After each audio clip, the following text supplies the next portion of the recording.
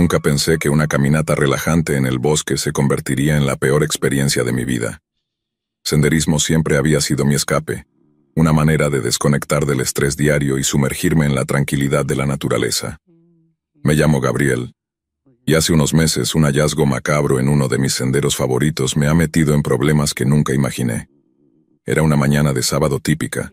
El cielo estaba despejado y el aire fresco. Decidí aventurarme en el sendero Blackwood, un lugar que siempre me había gustado por su denso bosque y sus vistas espectaculares. Salí temprano de casa, con mi mochila ligera, llena de agua, un par de bocadillos y mi fiel cámara para capturar la belleza del paisaje. Al llegar al comienzo del sendero, noté que no había muchos coches en el aparcamiento, lo que significaba que tendría el bosque casi para mí solo. Comencé mi caminata con entusiasmo, disfrutando del canto de los pájaros y el crujido de las hojas bajo mis botas. El sendero se adentraba rápidamente en el bosque, rodeado de árboles altos que filtraban la luz del sol, creando un ambiente casi mágico. Después de caminar durante aproximadamente una hora, me detuve para tomar un descanso junto a un pequeño arroyo. El agua cristalina corría suavemente, y me senté en una roca para disfrutar de un bocadillo. Fue en ese momento cuando escuché algo extraño. Al principio, pensé que era un animal moviéndose entre los arbustos, pero el sonido no se parecía a nada que hubiera oído antes en el bosque. Una especie de susurro, seguido de un crujido seco. La curiosidad me ganó y decidí investigar. Caminé unos metros fuera del sendero principal siguiendo el sonido, que se hacía más claro a medida que me acercaba. De repente, el aire se volvió más pesado, y una sensación de inquietud comenzó a crecer en mi interior. Entonces lo vi. Al principio mi mente no pudo procesar lo que estaba viendo. Allí, entre los arbustos, yacía el cuerpo de un niño, inmóvil. Mi corazón se detuvo por un momento, y sentí que el suelo se desvanecía bajo mis pies. Me acerqué con cautela, esperando encontrar algún signo de vida, pero fue en vano. El niño estaba muerto. El pánico y la desesperación se apoderaron de mí. Mi primer instinto fue sacar el teléfono y llamar a la policía. Mis manos temblaban tanto que apenas podía marcar el número. Les di mi ubicación lo mejor que pude y les expliqué lo que había encontrado. La operadora me dijo que permaneciera en el lugar y que no tocara nada hasta que llegara la policía. Esperar a la policía fue una de las experiencias más aterradoras de mi vida. Cada minuto se sentía como una eternidad. El viento que movía las ramas de los árboles sonaba ominoso, y los susurros del bosque parecían volverse más intensos. Cuando finalmente llegaron los oficiales, sentí un alivio inmediato, pero también una creciente preocupación sobre lo que vendría después. Los policías comenzaron a hacer preguntas. Querían saber cómo había encontrado el cuerpo, qué había visto y oído, y si había notado algo inusual en el sendero. Respondí lo mejor que pude, pero estaba en shock y mis respuestas eran torpes. Tomaron mis datos y me pidieron que los acompañara a la estación para dar una declaración más formal. En la estación de policía me llevaron a una sala de interrogatorios. Los oficiales continuaron haciéndome preguntas, esta vez con un tono más serio. Querían detalles, cada pequeña cosa que pudiera recordar. Hablé de la caminata, del sonido extraño que había escuchado, y de cómo había encontrado el cuerpo. Me sentía atrapado en una pesadilla de la que no podía despertar. Los días siguientes fueron un torbellino de emociones y confusión. La policía me llamó todos los días, pidiendo más detalles y aclaraciones. Aunque entendía que estaban haciendo su trabajo, no podía evitar sentir que me estaban considerando un sospechoso. Mi vida diaria se vio afectada. Cada vez que salía de casa sentía que todos me miraban con desconfianza. La investigación continuó, pero los avances fueron lentos. No había muchas pistas que pudieran ayudar a identificar al asesino del niño. Me enteré de que el niño había sido reportado como desaparecido unas semanas antes, lo que solo aumentó la tristeza y el horror de la situación. La comunidad estaba conmocionada, y el miedo se apoderó de todos. Cada vez que me llamaban para más preguntas, el temor de ser incriminado crecía. Empecé a evitar salir solo y a mantener un perfil bajo. La presión era insoportable, y mi salud mental comenzó a deteriorarse. No podía dormir bien y cuando lo hacía tenía pesadillas con el cuerpo del niño y los ojos acusadores de la gente. A pesar de mis temores, cooperé con la policía en todo momento. Incluso acepté someterme a un detector de mentiras para demostrar mi inocencia. Los oficiales decían que era un procedimiento estándar, pero no podía evitar sentir que cada paso me hundía más en el fango. Mis amigos y familiares intentaron apoyarme, pero el estigma de estar involucrado en un caso tan horrible los alejaba. Un día, mientras caminaba por el parque cerca de mi casa, noté que un coche de la policía me seguía a una distancia prudente. Sentí una mezcla de ira y desesperación. Sabía que estaba siendo vigilado, que sospechaban de mí. Esa sensación de ser constantemente observado y juzgado era sofocante. Quería gritar, exigir justicia, pero sabía que cualquier movimiento en falso podría empeorar las cosas. A medida que pasaban las semanas, la investigación parecía estancada.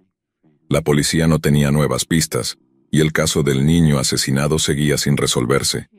Yo seguía recibiendo llamadas, y cada vez era más difícil mantener la calma. La idea de que pudiera ser arrestado por algo que no hice me atormentaba día y noche. Sentía que mi vida se estaba desmoronando, y no había nada que pudiera hacer para detenerlo. Finalmente, un día la policía dejó de llamarme con tanta frecuencia. Aunque esto debería haber sido un alivio, no lo fue. La sombra del caso seguía pesando sobre mí, y sabía que, aunque no me llamaran todos los días, seguía siendo un sospechoso a sus ojos. La comunidad tampoco olvidaba. Los murmullos y miradas de desconfianza seguían acompañándome a donde quiera que iba. Reflexionando sobre todo lo que pasó, me doy cuenta de lo frágil que puede ser la vida y cómo un solo evento puede cambiarlo todo. El hallazgo de ese niño en el sendero no solo destruyó una vida inocente, sino que también marcó la mía de una manera que nunca podré olvidar. Aunque la policía sigue investigando y el verdadero asesino sigue libre, vivo con el miedo constante de que un día, esa llamada que tanto temo, vuelva a sonar, arrastrándome de nuevo a esa pesadilla. Hasta el día de hoy la policía no ha encontrado al culpable y el caso sigue abierto. Me llaman de vez en cuando, preguntando si recuerdo algo más, si he visto algo nuevo. Cada vez que suena el teléfono y veo el número de la policía, un escalofrío recorre mi cuerpo. La incertidumbre y el miedo son mis compañeros constantes, y aunque no tengo nada que esconder, vivo con la sombra de la sospecha sobre mí. Cada paso que doy en el sendero de la vida está marcado por aquel hallazgo mortal, y no sé si algún día podré caminar sin sentir el peso de esos ojos que me juzgan, sin sentir el temor de ser arrestado por un crimen que no cometí. Esta es mi historia, un recuerdo aterrador que nunca podré olvidar.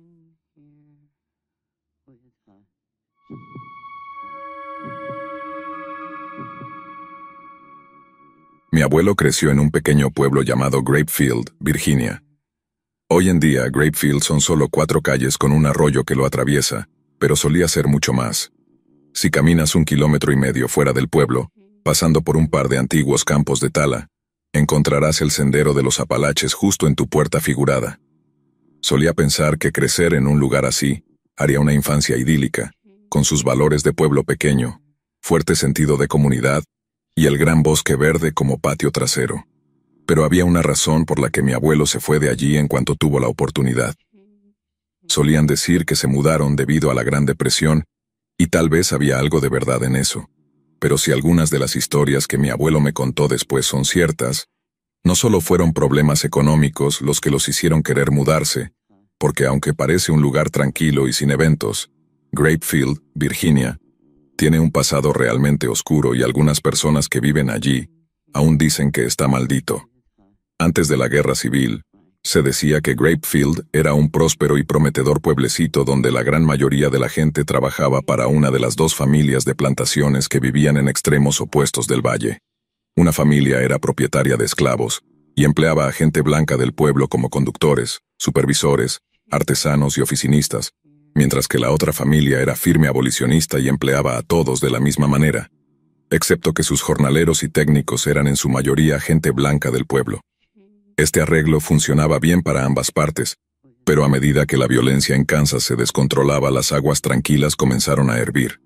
Pronto, el tema de la esclavitud ya no era algo que se pudiera discutir educadamente, y cuando se dispararon los primeros tiros en Fort Sumter, la gente en Grapefield dejó de usar palabras para resolver discusiones y comenzó a usar balas. Obviamente, los abolicionistas tenían lo que podrías llamar la superioridad moral, pero el único problema era que Virginia era un estado esclavista, y los márgenes de beneficio del lado esclavista de Grapefield eran mucho más altos que los del lado abolicionista, que pagaba a su gente de manera justa. Esto significaba que los propietarios de esclavos tenían montañas de dinero que podían usar para contratar a todo tipo de tipos desagradables para protegerse de los abolicionistas, y esa protección generalmente implicaba violencia, intimidación y ocasionalmente asesinato. Algunos de los abolicionistas trataron de defenderse, pero como estaban en minoría y peor armados, la mayoría acabó colgada de sus graneros y cualquiera con sentido común huyó hacia los estados del norte antes de ser blanco de ataque. Todo esto habría funcionado bien para los propietarios de esclavos si no fuera por el hecho de que los confederados lograron arrebatar la derrota de las fauces de la victoria, y una vez que los federales llegaron a la ciudad, los propietarios de esclavos tuvieron que negociar para recuperar la propiedad de su plantación. De alguna manera lograron hacerlo, solo que esta vez no podían depender de la mano de obra gratuita y no había más granjeros abolicionistas en el pueblo para ayudar a mantener la plantación. Tenían toda la experiencia necesaria, pero ninguna de la mano de obra. Aunque trajeron gente de fuera del pueblo para intentar llenar los vacíos, las cosas nunca volvieron a ser las mismas. Antes de la guerra, el jefe de la familia propietaria de esclavos había sido cruel y astuto, pero al menos competente. Pero su reemplazo, su hijo mayor sobreviviente, era un tonto, un tirano y un borracho. Ya no poseía esclavos, pero trataba a su gente como si lo fueran. Y no solo los trataba como su propiedad, también trataba a sus hogares y familias como su propiedad. El nuevo propietario de la plantación siempre era demasiado fresco con las mujeres del pueblo. Pero una noche, después de que la esposa de un hombre regresó a casa diciendo que el propietario de la plantación la había violado, la gente del pueblo decidió que ya era suficiente. Una multitud de ellos marchó hacia la casa de la plantación, pero en lugar de arrastrar al propietario afuera y colgarlo en su propio porche, la multitud comenzó a cerrar las puertas y ventanas con clavos. Cualquiera que intentara escapar era disparado y había muchas personas allí. No solo el propietario de la plantación y su familia. Tenían criadas, cocineras, niñeras para los niños, todas las cuales aprendieron a mantenerse alejadas de las puertas o ventanas para no enfrentarse a una lluvia de balas. Una vez que tuvieron la casa de la plantación cerrada, la multitud roció el lugar con gasolina y lo incendió. La multitud estaba borracha y aplaudía y vitoreaba mientras la casa de la plantación ardía, pero todo eso se detuvo cuando comenzaron a escuchar los gritos de las mujeres y los niños en el piso superior. Fue entonces y solo entonces cuando se dieron cuenta de lo terrible que habían hecho. Un hombre intentó quitar los clavos de una de las ventanas con la esperanza de poder rescatar a algunas de las mujeres y niños, pero era demasiado tarde.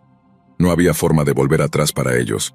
No podían tener testigos que atestiguaran lo que habían hecho. Todo tenía que parecer lo más posible a un accidente, no tanto por sus conciencias, sino por las apariencias. Nadie podía saber la verdad de lo que pasó esa noche. Bueno, puedes ver lo bien que resultó eso. La multitud debió haber hecho un trabajo lo suficientemente decente para las autoridades, porque nadie fue ahorcado por incendiar la casa de la plantación, pero supongo que en algún momento alguien habló, ya sea con su esposa o con un ministro, tal vez incluso en su lecho de muerte, porque una vez que se supo que el incendio no fue un accidente, fue como si una oscuridad se infiltrara en Grapefield, una que nunca se fue. La economía del pueblo se desmoronó completamente. El miedo y la sospecha se convirtieron en la norma. Tomó 40 años para que el lugar comenzara a sanar, pero incluso después de que las cosas comenzaron a mejorar, la gente hablaba de una maldición que colgaba sobre el pueblo. Toda esa culpa significaba mucho alcoholismo, y eso significaba muchos hogares rotos, mucha angustia y mucha miseria también. Y así, damas y caballeros, es el tipo de pueblo en el que creció mi abuelo, lejos del tipo de infancia de tarjeta de felicitación que imaginaba que tuvo. Como probablemente puedas notar, mi abuelo hablaba mucho sobre crecer en Grapefield, probablemente en un intento de inculcar gratitud en mí y en sus otros nietos. Te prometo que funcionó porque, aunque mi abuelo tenía historias de su infancia que te harían reír hasta caerte, también tenía una o dos extremadamente espeluznantes. No las contaba a menudo, y no nos contaba historias de miedo cuando éramos niños. Pero una vez que fui lo suficientemente mayor y le pregunté una oscura noche de octubre, me contó una historia que recordaré mientras viva. Todo comenzó cuando un cazador llamado Hiram Carter regresó al pueblo un día después de pasar toda la mañana sentado en su escondite en el bosque. Esto fue en 1934, justo después de que terminó la prohibición, y alguien había montado un pequeño bar clandestino en Apple Lane. Hiram entró directamente en el bar clandestino, bebió una botella entera de cerveza en 4 o 5 tragos y la persiguió con un doble de whisky.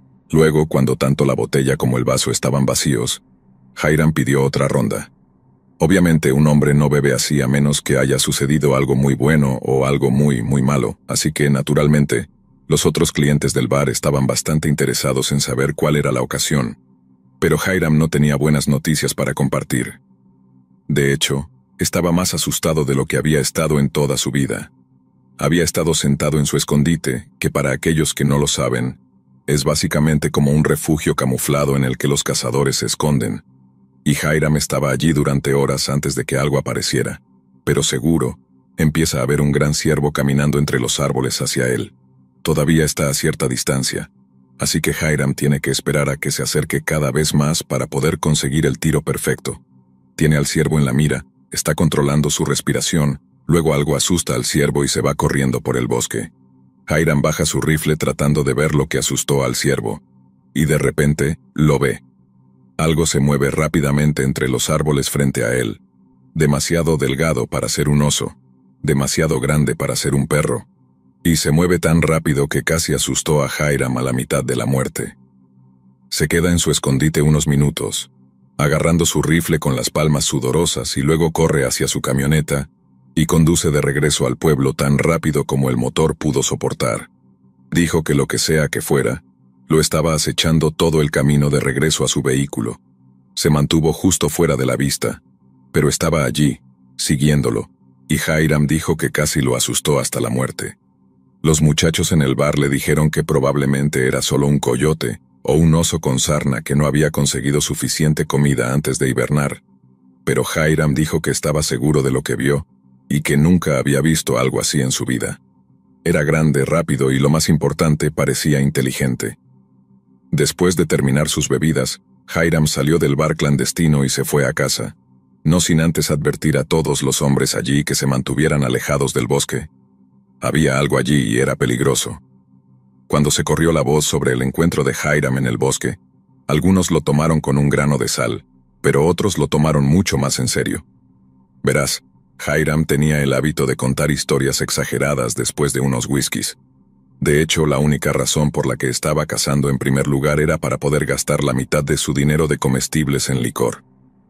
Teniendo la reputación que tenía, nadie se tomó las afirmaciones de Hiram muy en serio, y continuaron con sus asuntos como de costumbre.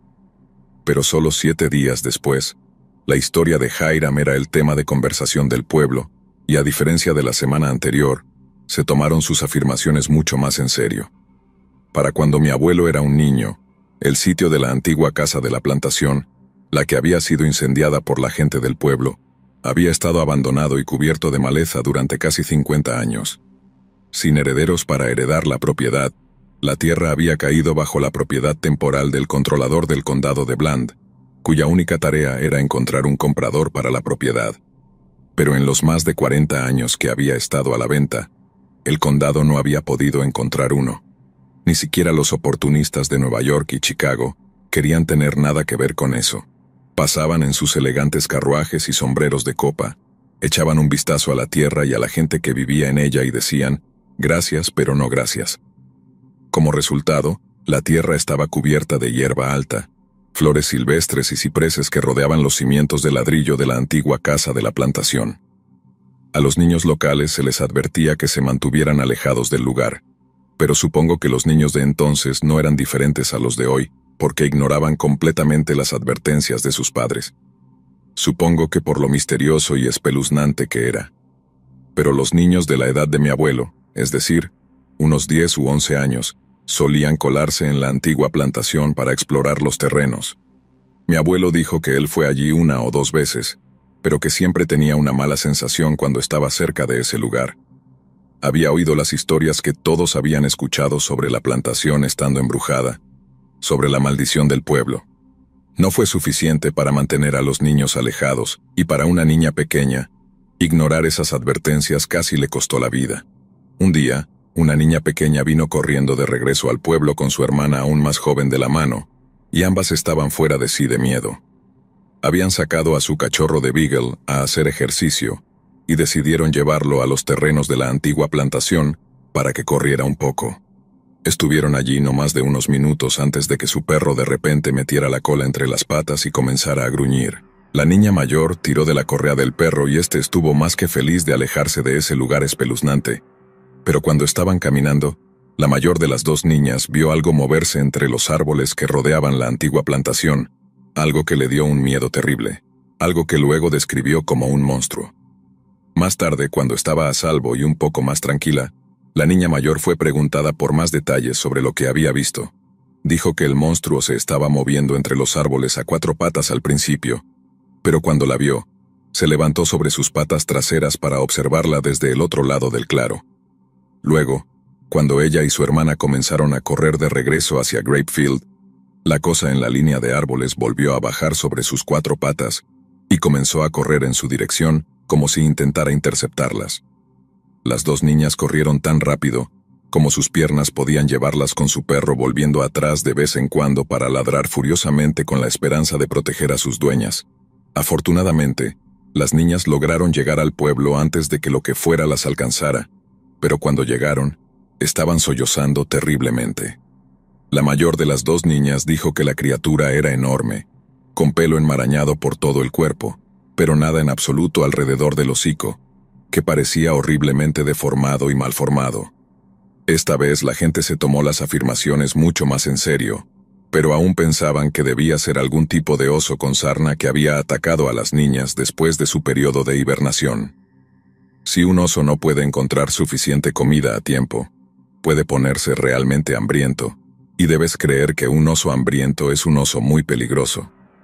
Tener algo que irrumpiera en un par de gallineros o matara unos cerdos ya era una cosa, pero tener algo cazando a los niños del pueblo no podía ser tolerado. El cazador más experimentado de Grapefield, un hombre llamado Rufus Robinson, se ofreció para ir al bosque con su pastor australiano.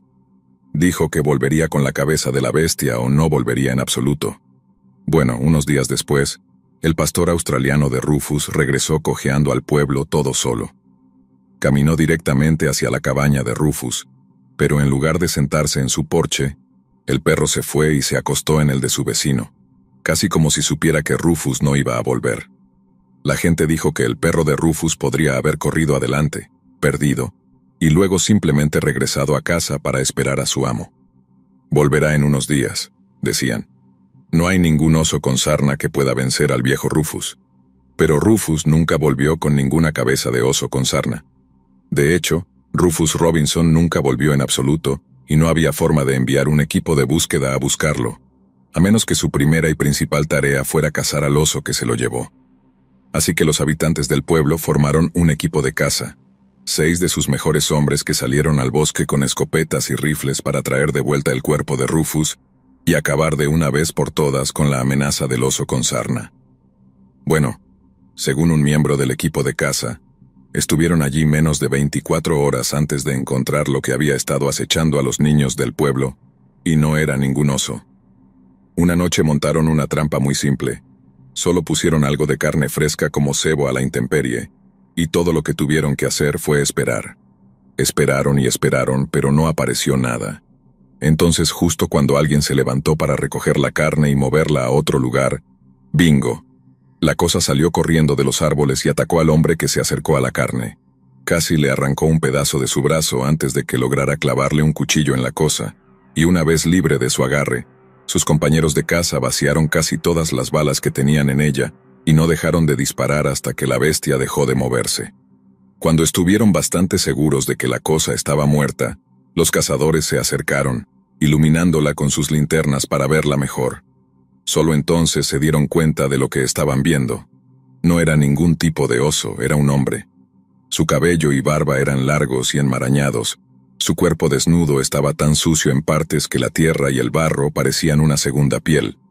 Donde había piel desnuda, como en su cara, pecho y hombros, había horribles redes de cicatrices de quemaduras, tantas que el hombre debajo había sido despojado de su apariencia humana. Su columna vertebral estaba arqueada y contorsionada, sus manos y pies tenían callos pesados, y en las puntas de los dedos largos y huesudos brotaban garras afiladas y llenas de mugre. Obviamente, ninguno de los hombres había visto nada parecido, así que arrastraron el cuerpo del hombre fuera del bosque y despertaron al médico del pueblo para que inspeccionara su captura. Ahora, este médico había sido el residente de Grapefield durante casi 50 años. Había tratado a todos en el pueblo que habían vivido allí desde los 1870, incluyendo al antiguo propietario de la plantación y su familia. Fue él quien se dio cuenta de quién era el hombre, por qué estaba cubierto de cicatrices de quemaduras, y por qué había estado viviendo como un animal salvaje durante lo que debían ser décadas. Era uno de los hijos del propietario de la plantación. En la noche en que se incendió la casa de la plantación, la multitud rodeó el edificio para asegurarse de que nadie pudiera escapar. Dispararon a cualquiera que se acercara a las ventanas o puertas, al menos a todos excepto a uno. La casa de la plantación era enorme, por lo que la docena de hombres que componían la multitud tuvieron que espaciarse mucho para cubrir todos los ángulos. Un hombre, apostado justo al lado del ala este, vio a alguien salir corriendo por una pequeña rejilla del sótano. Levantó su rifle, listo para disparar, pero luego vio que era solo un niño. Su piel estaba toda quemada y con ampollas y no tuvo valor para ejecutar a un niño. Además, estaba tan quemado que no había forma de que sobreviviera más de un día o dos solo en el bosque. Así que, en lugar de llenarlo de plomo como hicieron con los demás que intentaron escapar, el hombre dejó ir al niño, sin saber que en décadas venideras, su decisión volvería a atormentarlos, literalmente. Nadie sabe cómo el niño sobrevivió tanto tiempo en el bosque, o por qué eligió vivir en los senderos de los Apalaches en lugar de tratar de asentarse en otro lugar. La mayoría sospecha que el dolor de perder a toda su familia tan repentinamente lo llevó a la locura, y que el miedo a la humanidad lo mantuvo viviendo en el bosque como algún tipo de animal. Pero hay pocos que están de acuerdo en cómo llegó a tener el aspecto que tenía. Obviamente, las cicatrices estaban presentes por todo su cuerpo debido al incendio, pero lo que no estaba tan claro era cómo el niño llegó a sentirse tan cómodo corriendo a 4 patas como algún tipo de perro. Algunos decían que debía haber nacido así, y su apariencia probablemente era la razón por la que no podía establecerse en ningún lugar. Pensaban que, como lo trataban como un monstruo, empezó a actuar como uno también. Pero otros decían que era perfectamente sano, y que, al perder lentamente su humanidad, aprendió a correr y cazar como un animal. Honestamente, no sé qué pensar de todo esto y tampoco mi abuelo. Siempre pensó que era algún mito o leyenda, hasta que su propia mamá y papá confirmaron que era la verdad. Dijeron que la muerte del niño era solo otro de una larga lista de asesinatos que nunca vieron justicia, y como no podían soportar otro más, decidieron mudarse. Mi abuelo argumentó que no podía ser asesinato si los cazadores solo se estaban defendiendo, y su papá respondió con lo que creo que son palabras sabias. Dijo que el niño nunca realmente sobrevivió al incendio de la plantación esa noche, que probablemente estaba vagando por el bosque viviendo como un animal, nunca siendo realmente una persona. Ya sea que volviera a Grapefield por venganza, o solo para revisitar el lugar donde creció, matarlo significaba terminar un asesinato que comenzó 30 o 40 años antes, y es por eso que la gente dice que el pueblo está maldito. No porque haya algún espíritu maligno rondando el lugar, sino porque los que vinieron antes condenaron a los que vinieron después a tener toda la misma sangre en sus manos.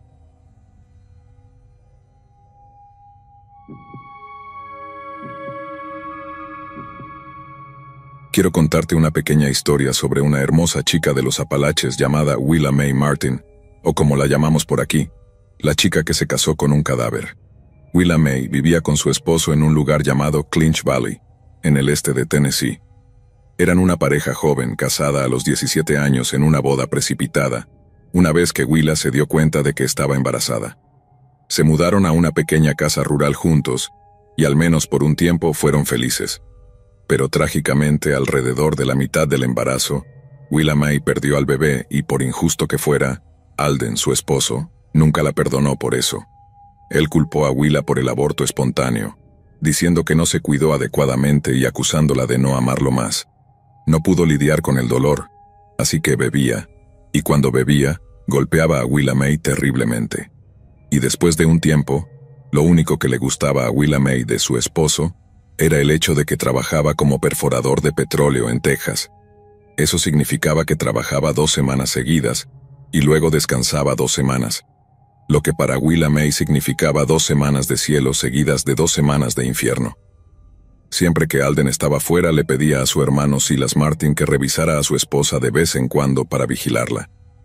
Silas hizo lo que le pedían, pasando por la casa una vez al mes más o menos para hacer todo el trabajo de hombre alrededor del hogar. Pero después de un tiempo, Silas, que no estaba casado, comenzó a preguntarse por qué Willa May tenía esa melancolía. A veces hablaba con ella y le hacía preguntas, y cuando Willa May se dio cuenta de que él realmente estaba interesado en ella, y no era el espía de su esposo, se derrumbó y le contó todo. Cómo la golpeaba, cómo la humillaba, cómo su vida apenas valía la pena vivirla. Silas hizo todo lo posible por consolar a la pobre Willa May, y entonces una cosa llevó a la otra, y terminaron enamorándose. Trataron de no actuar en consecuencia durante tanto tiempo como pudieron, pero mientras los espíritus eran fuertes, la carne era débil. Después de violar la santidad del matrimonio, la pareja clandestina supo que no podían continuar con su aventura en secreto. Willa May tenía que hacer lo correcto y romper su matrimonio con Alden. Esperó hasta que Alden se fue a Texas a trabajar por 2 semanas y luego, después de pasar unos días empacando sus cosas y planeando su escape con su nuevo amor, Willa se sentó a escribir una carta a Alden. Se dice que le dio con todo en esa vieja carta suya, le dijo lo basura que era, cómo nunca lo había amado realmente y cómo lo vería en el infierno. Luego tomó sus maletas y se fue en una carreta hasta Bean Station, a poco más de 19,5 kilómetros de distancia. Cuando Willa May llegó a Bean Station, encontró a Silas esperándola. Había solo un problema. Silas no podía cobrar el resto de su salario hasta el día siguiente, momento en el que tendrían suficiente dinero para sobrevivir un tiempo una vez que llegaran a California. Silas puso a Willa May en un hotel barato y le dijo que la encontraría en la estación de tren a la mañana siguiente con todo el dinero que necesitaban para comenzar una nueva vida juntos. A la mañana siguiente, Willa May se levantó, se vistió y luego se dirigió a la estación para encontrarse con Silas. Cuando llegó, lo vio esperando en la plataforma con su sombrero y chaqueta favoritos, pero a medida que se acercaba y la figura se volvía, vio que no era Silas Martin en absoluto, sino más bien su esposo Alden Martin, vestido con la ropa de su hermano. Verás, Alden había llegado a Texas para comenzar sus 2 semanas de trabajo solo para encontrar que sus servicios ya no eran necesarios. Podía volver en 2 semanas e intentarlo de nuevo, pero por el momento tendría que regresar a los Apalaches y arreglárselas con lo que había ahorrado. Alden entonces tomó un tren nocturno de regreso a Tennessee y luego otro a Bean Station, llegando al pueblo solo unas horas después que Willa May. Mientras ella estaba en ese hotel soñando con una vida casada con Silas, Alden estaba de vuelta en casa leyendo la carta incendiaria que ella había escrito la noche anterior. El único problema era que, bajo la suposición de que su esposo no regresaría por 11 días completos, Willa May le contó exactamente lo que ella y su hermano planeaban hacer, junto con exactamente cuándo planeaban hacerlo, porque, después de todo, ¿por qué no? Para cuando él lo leyera, ella y Silas estarían a salvo en California, un detalle que ella omitió por completo en su carta. Alden levantó la chaqueta de fieltro de su hermano, mostrando la pistola metida en su cinturón, y le dijo que le perdonaría la vida si iba a la casa de su hermano con él para una sincera disculpa. Alden entregó las maletas de su esposa a un mensajero de carreta y organizó su entrega de vuelta a casa. Luego la subió a su caballo y ambos cabalgaron hacia la casa de Silas. Al acercarse y ver la casa de su amante, Willa May intentó saltar del caballo de su esposo. No quería ver lo que él la había llevado a ver. Gritó, lloró y pataleó, pero Alden era más fuerte. La arrastró hasta el patio frente a la casa de su hermano, y luego obligó a su histérica esposa a contemplar el cuerpo de su amante colgado del cuello desde las vigas de su porche. Antes de dejarla ir, Alden le dijo, «Recuerda, tú hiciste esto, no yo». Luego regresó a Bean Station y se entregó al sheriff. Alden le dijo a los ayudantes exactamente dónde podían encontrar el cuerpo de su hermano, y que, dado que Silas era huérfano y soltero, no había nadie a quien necesitaran informar, Pero cuando los ayudantes fueron a recogerlo, ya no estaba y no había señales de Willa May. La dama nunca fue vista de nuevo, y el cuerpo de Silas Martin permaneció desaparecido hasta la noche después del ahorcamiento de su hermano, cuando alguien abandonó una carreta frente a la oficina del sheriff. A la mañana siguiente, alguien levantó una sábana para ver qué contenía, y vio el cuerpo de Silas Martin, embalsamado y prístino, con una alianza de boda alrededor de uno de sus viejos y muertos dedos.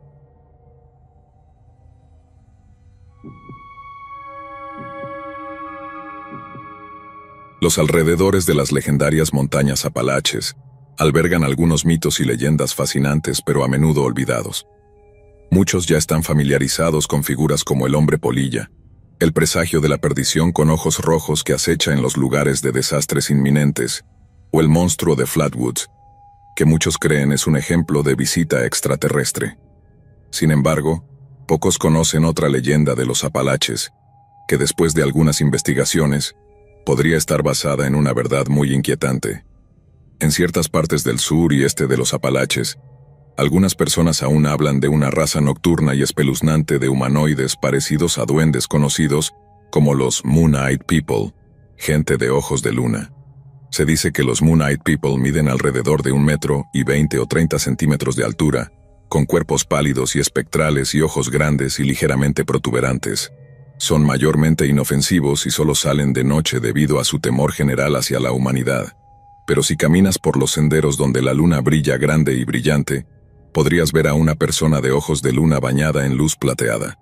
Para la mayoría los Moon-Eyed People suenan como nada más que una pintoresca fábula rural, pero como muchos llamados mitos y leyendas, puede haber diferentes grados de verdad en ellos, y en el caso de estos duendes nocturnos, ese grado de verdad podría ser muy grande.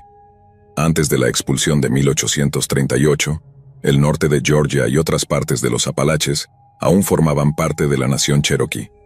En 1782, el gobernador de la región era un hombre llamado John Sevier. Ese mismo año, Sevier visitó al jefe Cherokee Okoda en Fort Mountain, quien había alcanzado la avanzada edad de 90 años.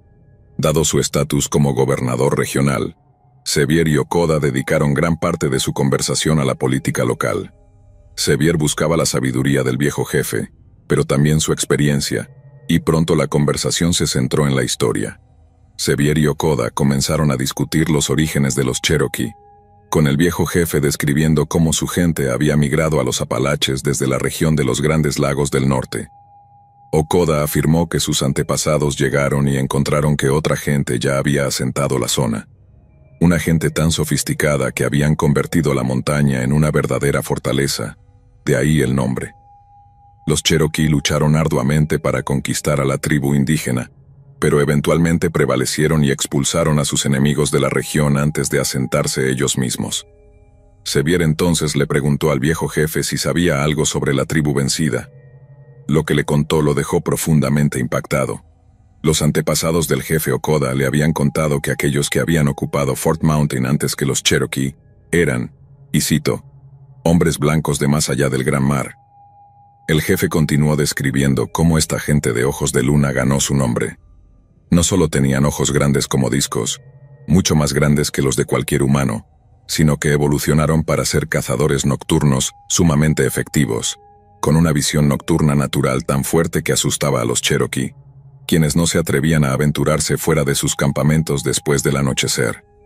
El gobernador Sevier quedó atónito y asumió que estas tribus caucasoides eran meramente cosas de leyenda, pero el jefe Okoda le aseguró que su relato no era un simple mito. Sevier prometió regresar la siguiente primavera en compañía de un historiador para que el relato del jefe pudiera ser registrado oficialmente. Sin embargo, tristemente, cuando Sevier regresó en la primavera de 1783, descubrió que el anciano jefe había fallecido. A pesar de la muerte del jefe Okoda, los rumores sobre la gente de ojos de luna no disminuyeron.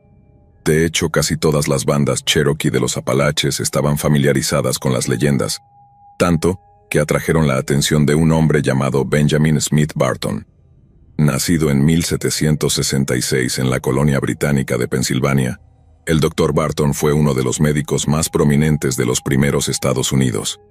Estudió en la Escuela de Medicina de Filadelfia pero también en la Universidad de Edimburgo en Escocia y en la Universidad de Gotinga en Alemania. Además, fue una figura tan famosa y respetada que recibió diplomas honorarios tanto de la Academia de Lisboa como de la Universidad de Kiel. En un tiempo, el Dr. Barton se especializó en botánica y tras corresponderse con naturalistas de los Estados Unidos y Europa, publicó el primer libro de texto estadounidense sobre el tema. Sin embargo, hacia finales del siglo XVIII, Barton se fascinó con la antropología y más específicamente, con los orígenes de la humanidad. Después de muchos años de estudio, el Dr. Barton publicó en 1797 su libro Nuevas vistas sobre el origen de las tribus y naciones de América. El libro incluye extractos de una entrevista con un coronel del ejército estadounidense llamado Leonard Marbury. Fluido en la lengua cherokee, el coronel Marbury actuó como intermediario entre el gobierno y los nativos durante más de 20 años, y en ese tiempo había escuchado muchas historias sobre la llamada gente de ojos de luna. Los cherokee nos dicen que cuando llegaron por primera vez al país que ahora habitan, encontraron que estaba ocupado por una cierta gente de ojos de luna, explicó el coronel Marbury. Esta miserable gente no podía ver durante el día y fueron expulsados tras una breve pero sangrienta guerra. Al principio, el Dr. Barton teorizó que había habido algún tipo de malentendido, y que estos pálidos seres de ojos de luna no eran una raza previamente desconocida de humanoides enanos, sino más bien un grupo de colonos franceses. Los Cherokee a veces describían a la gente de ojos de luna como poseedores de lo que describían como armamento alienígena o desconocido.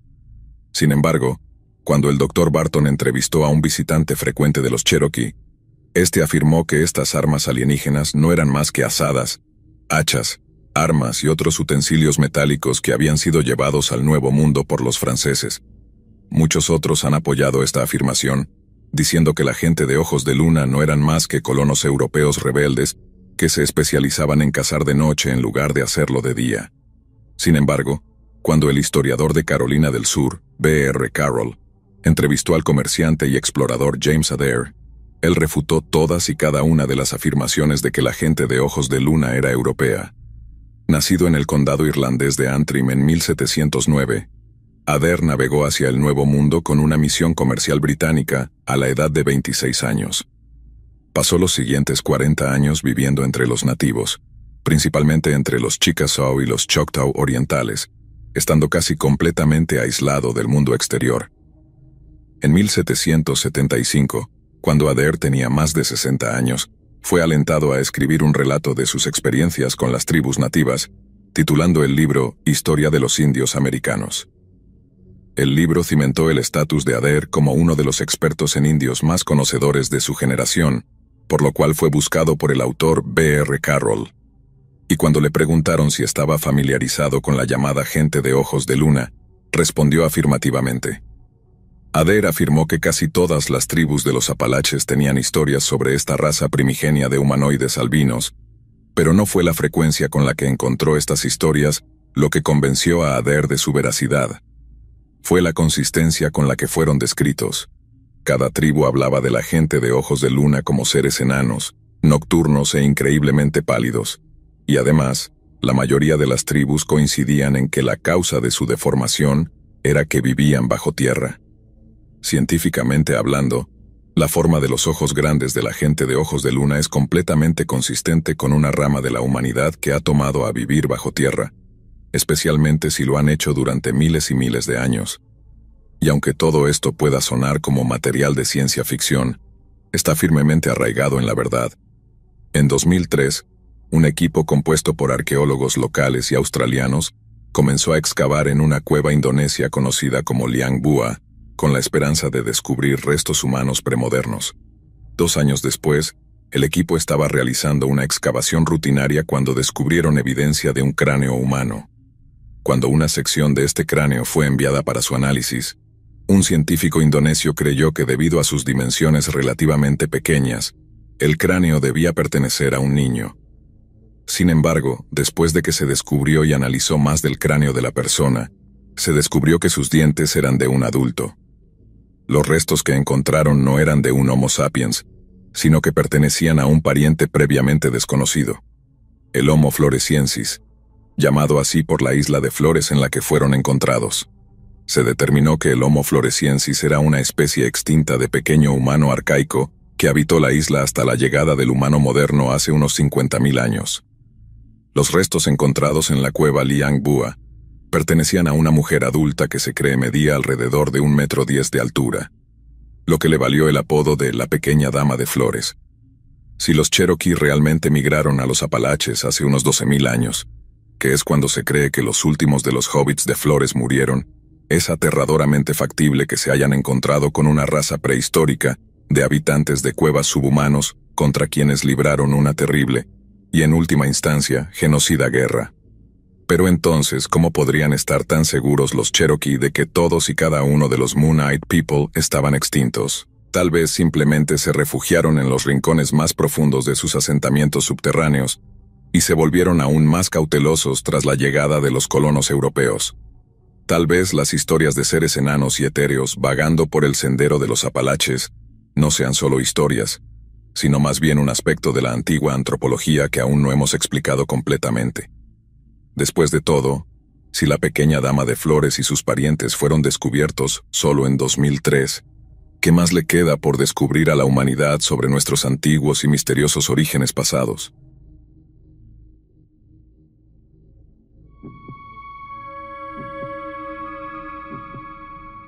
Hace unos 10 años, un viejo amigo de la universidad y yo tuvimos la brillante idea de recorrer la sección del Sendero de los Apalaches en el este de Tennessee. No éramos muy entusiastas al respecto ni nada. Simplemente tomábamos las cosas a nuestro propio ritmo y parábamos en tiendas de comestibles y comedores siempre que podíamos para abastecernos de comodidades caseras. En un momento dado, nos detuvimos en un pueblo del condado de Hancock con la intención de comprar algunas cervezas y tal vez una botella de Jack, ya que estábamos en su estado natal. Cualquiera que sea de allí encontrará esto hilarante porque sabrán lo que nosotros no sabíamos al entrar en el pueblo, y es que no hay una gota de alcohol a la venta en todo ese maldito condado. Nos detuvimos en un pueblo seco, lo que significaba que teníamos acceso a todos los bocadillos pero nada de alcohol.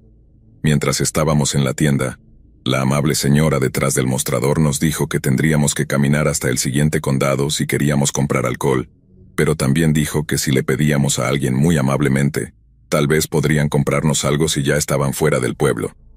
Preguntamos por el pueblo durante un rato, acercándonos a cualquier persona que pareciera accesible, pero aunque todos eran muy amables, nadie pudo ayudarnos. Estábamos a punto de rendirnos, y volvíamos por donde habíamos venido cuando de repente vemos a este tipo saliendo de la tienda hacia lo que suponíamos era su camioneta. Parecía tener nuestra edad, tal vez entre 25 y 30 años, y seguro que parecía disfrutar de una bebida. Así que mi amigo y yo decidimos preguntarle si podía darnos un aventón o algo, y le compraríamos unas cervezas como agradecimiento. Nos acercamos, nos presentamos, y luego hicimos nuestra propuesta. El tipo parecía lo suficientemente amigable, y no parecía muy entusiasmado en darnos un aventón hasta que mencionamos comprarle unas bebidas en agradecimiento.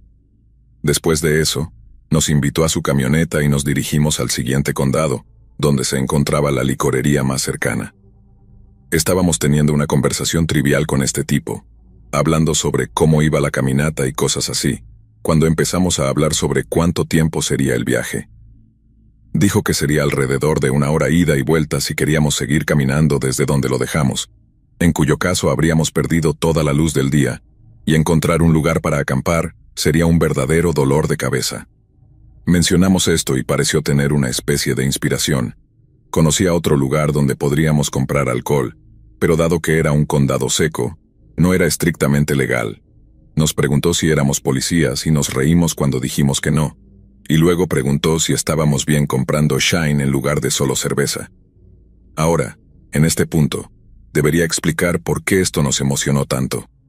Por Shine, el tipo obviamente se refería a Moonshine, licor ilegal, que era algo de lo que habíamos hablado mucho antes de siquiera pisar los senderos. Beber cervezas y whiskies alrededor de una fogata era una cosa, pero conseguir auténtico Moonshine casero sería lo más genial de todos los tiempos. Si fueras al Oktoberfest en Alemania, querrías un auténtico Weissbier para acompañar esa Bratwurst, ¿verdad? Y si estuvieras de vacaciones en alguna isla caribeña, Cualquier persona en su sano juicio lo acompañaría con un buen ron local. Así que, estando en medio del país del moonshine, estábamos más que listos para aprovechar la oportunidad de disfrutar de un auténtico licor local, porque, ya sabes, al país que fueres, haz lo que vieres. Y por eso, cuando este tipo dijo que nos llevaría a la casa de su amigo, un completo desconocido, para comprar moonshine, simplemente dijimos, vale, genial. En fin, el tipo cambió un poco de rumbo y estábamos totalmente bajo la impresión de que íbamos a llegar a alguna casa. Le daríamos algo de dinero y luego él entraría. Nos conseguiría el moonshine y nos iríamos.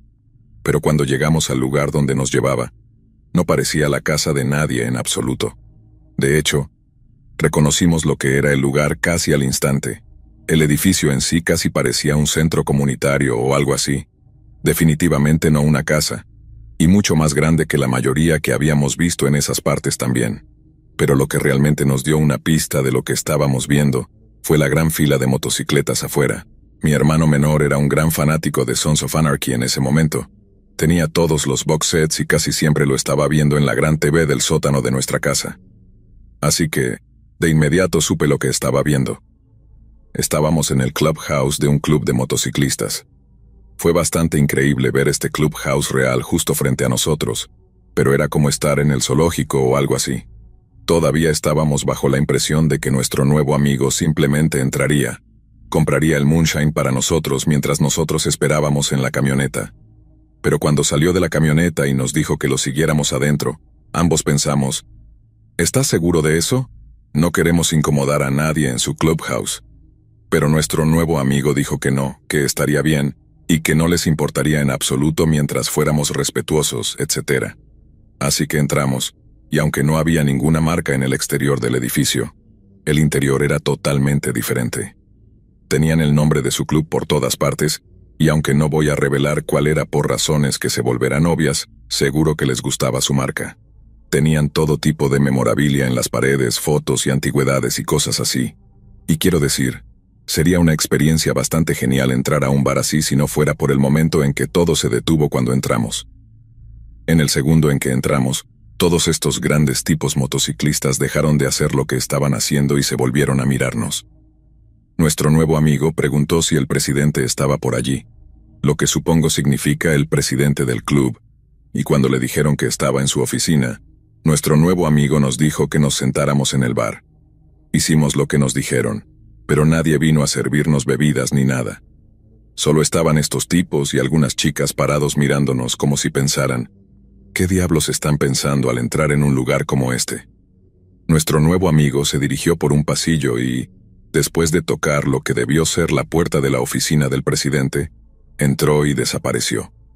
Ni mi amigo ni yo dijimos una palabra, pero nos mirábamos como si esto fuera una muy mala idea.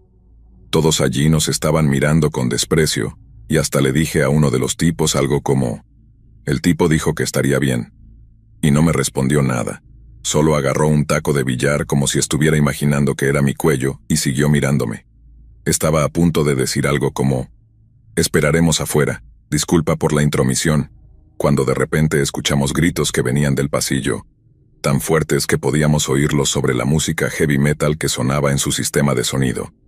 Escuchamos gritos, luego algún tipo de estruendo, y luego nuestro nuevo amigo salió volando por el pasillo con un tipo enorme, calvo y gordo siguiéndolo rápidamente. El tipo grande le pateó el trasero todo el camino por el pasillo, primero dándole patadas y luego levantándolo y golpeándolo mientras gritaba todo tipo de cosas como, pedazo de mierda, ¿estás tratando de que nos arresten? Traes a esos tipos aquí y esperas que... Debería arrastrarte de vuelta y volarte la cabeza, maldito soplón. Mi amigo y yo nos levantamos de los taburetes del bar y nos dirigimos hacia la salida, pero otro motociclista se interpuso en nuestro camino y dijo, ustedes dos no van a ningún lado. Así que en ese momento, en mi mente, pensé que nuestro nuevo amigo había entrado en la oficina y anunciado que había traído a dos desconocidos al clubhouse para comprar moonshine, y el presidente del club había enloquecido con él. Sabíamos que era una jugada arriesgada simplemente entrar y pedir, pero también pensamos que nuestro nuevo amigo estaba lo suficientemente conectado como para que eso no fuera un problema. De lo contrario, ¿por qué arriesgarse en primer lugar? Pero aparentemente, al presidente no le había gustado nada, y parecía que nosotros también íbamos a pagar el precio. Como dije, uno de los otros motociclistas se interpuso en nuestro camino y no nos dejó salir, así que solo tuvimos que quedarnos allí y ver cómo golpeaban a nuestro nuevo amigo hasta que finalmente dirigió su atención hacia mi amigo y yo. De inmediato empecé a decir cosas como: lo sentimos mucho, no teníamos idea, él nos dijo que estaría bien, no sabíamos, y todo eso. Pero en lugar de golpearnos allí mismo, el presidente señaló hacia la puerta y nos dijo: lárguense de aquí. Recuerdo sentir alivio al principio, como esa sensación de suerte y alivio ante la idea de que solo nos dejarían ir. Pero al mismo tiempo no soy del tipo de persona que simplemente se va y deja a alguien en problemas, y mi amigo tampoco. Cada fibra de mi ser quería salir corriendo de esa puerta, pero también había una voz en mi cabeza diciendo que si dejaba a ese tipo allí después de que puso su trasero en la línea para conseguirnos alcohol, sería la forma más baja de escoria imaginable. Todavía siento que eso podría ser cierto, es solo que eso no fue lo que pasó en absoluto. Así que el gran motociclista se apartó para que pudiéramos salir, pero entonces dije: ¿y qué pasa con nuestro amigo? ¿Qué le va a pasar? Y el presidente respondió: él no es tu amigo. Todavía estaba muy confundido, así que traté de apelar a su conciencia o lo que fuera, diciéndole que solo intentaba ayudarnos. Pero el presidente gritó: ¿ayudarlos? Él estaba robándolos, ahora lárguense de aquí mientras tengan la oportunidad. No podía creerlo. Bueno, en ese momento no podía, pero ahora obviamente tiene mucho más sentido para mí. Pero lo que todavía no puedo entender es el hecho de que esos motociclistas, en cierto modo, nos respaldaron. Supongo que cuando el presidente preguntó algo como: ¿estás tratando de que nos arresten?, no quiso decir que pensara que podríamos ser policías encubiertos o lo que fuera. Quiso decir que robarnos y tal vez incluso matarnos traería mucha más atención no deseada sobre ellos que simplemente vendernos un poco de moonshine para arreglar el techo del clubhouse o algo así. Pero de todos modos, una vez que nos dimos cuenta de que nuestro nuevo amigo en realidad intentaba estafarnos, lo dejamos como si fuera una granada de mano encendida, y luego salimos corriendo de allí, tal como nos había dicho el presidente.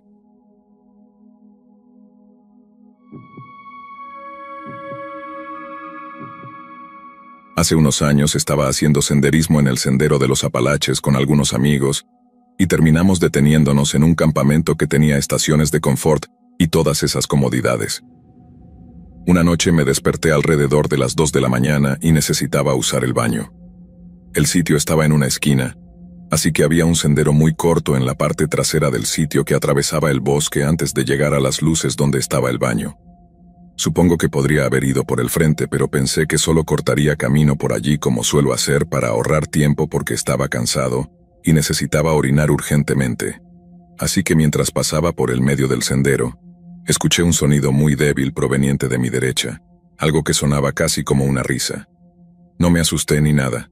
Sé que los mapaches y puercoespines hacen un sonido como de yeyeye por la noche, y no podía ver nada como un mapache o un puercoespín, pero estaba oscuro. Así que ¿por qué habría de verlo? Simplemente seguí hacia la estación de confort sin pensarlo 2 veces. Pero luego, unos segundos después, escuché una voz en lo profundo del bosque, la voz de una mujer preguntando: ¿hola? Decir que salté sería quedarse corto, pero solo me sobresalté. No estaba asustado en absoluto. Sin embargo, tampoco sabía qué decir en respuesta o si esta chica me estaba hablando a mí o a alguien más. Terminé diciendo: «Hey», en una especie de voz amistosa, porque si alguna chica se estaba asustando al escuchar pasos en medio de la noche, no quería que pensara que yo era algún tipo de acosador. Pero luego de decir «hey» y no recibir respuesta, fue en ese momento que comencé a asustarme un poco. Una vez que llegué a la estación de confort, hice lo que tenía que hacer, y logré convencerme de no tener un serio caso de escalofríos. No creo en fantasmas ni nada de eso y todavía no lo hago, para ser honesto. Y aunque el momento y el silencio repentino habían sido bastante inquietantes, sabía que en el peor de los casos, solo era una persona que probablemente estaba tan asustada como yo. De todos modos, comencé a regresar por el mismo camino, pensando que si escuchaba algo esta vez, simplemente correría. Iba avanzando más y más por el sendero y estaba tan tranquilo como una tumba. Estaba tal vez al 75% del camino pensando para mí mismo que esperaba no haber asustado demasiado a esa chica, cuando escuché su voz de nuevo. Solo que no era su voz, solo sonaba como su voz, pero era diferente de una manera que me hizo querer salir corriendo de mi piel. Cuando dijo, vuelve, creo que fue la vez que más rápido he corrido en toda mi vida. Corrí como un atleta y me lancé de vuelta a mi tienda de campaña de manera tan frenética que desperté a todos. Seguían preguntando qué pasaba y lo único que pude decir fue, creo que solo me asusté. No había manera en el infierno de que me creyeran si les contaba lo que había escuchado. Pensarían que estaba borracho, drogado o simplemente era un cobarde, o tal vez un poco de las tres cosas. Pero no creerían que había escuchado una voz cambiar de la manera en que lo hizo. Suena loco, pero en realidad esperaba que lo escucharan en algún momento. Nos mudamos de campamento al día siguiente y no escuché nada parecido por el resto del viaje. Obviamente estoy muy contento de que así fuera. Solo desearía saber qué fue lo que escuché esa noche, porque mentiría si dijera que esa pregunta no me mantiene despierto por las noches.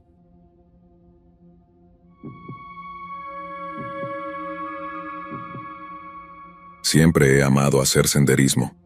Desde pequeña, mis padres me llevaban a las montañas y parques naturales, inculcándome el amor por la naturaleza. La sensación de estar en contacto con el entorno, lejos del bullicio de la ciudad, me brindaba una paz inigualable. Los sonidos del bosque, el crujir de las hojas bajo mis pies y el aire fresco llenaban mis sentidos, renovándome con cada paso. Las caminatas se convirtieron en una forma de escapar del estrés diario y conectar conmigo misma. Era un sábado soleado cuando decidí unirme a un grupo de senderismo que organizaba excursiones mensuales a distintos parques naturales. El destino esta vez era un parque a las afueras de la ciudad, conocido por sus hermosos paisajes y rutas desafiantes. Me levanté temprano, llena de entusiasmo, y preparé mi equipo. Una mochila con agua, algunos bocadillos, una chaqueta ligera y mi fiel cámara para capturar la belleza del lugar. Llegué al punto de encuentro, donde conocí a los otros miembros del grupo. Había una mezcla diversa de personas, desde jóvenes aventureros hasta parejas mayores que compartían mi pasión por la naturaleza. Entre ellos conocí a un hombre llamado Carlos. Parecía amigable y se ofreció a ser mi compañero durante la caminata. Era alto, de complexión robusta, y tenía una sonrisa que inspiraba confianza. Su cabello oscuro y ojos penetrantes le daban un aire de seguridad, aunque había algo en su mirada que me puso en alerta, aunque no pude identificar qué era en ese momento. La caminata comenzó sin problemas. El grupo avanzaba por el sendero, admirando la belleza del entorno. Los árboles altos nos proporcionaban una sombra agradable, y el aire fresco llenaba nuestros pulmones.